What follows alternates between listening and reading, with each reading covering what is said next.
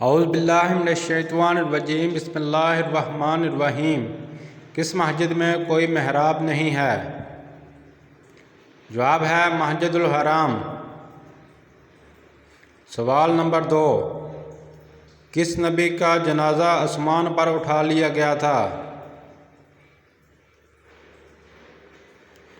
اور جواب ہے حضرت ہارون علیہ السلام۔ سوال نمبر 3، کس نبی نے ایڑیاں رگڑنے پر آب زمزم جاری ہوا؟ کس نبی کی ایڑیاں رگڑنے پر آب زمزم جاری ہوا؟ جواب ہے حضرت اسماعیل علیہ السلام۔ سوال نمبر 4، کس نبی کی جنازے میں 40,000 عالم شامل تھے؟ کس نبی کے جنازے میں 40,000 عالم شامل تھے؟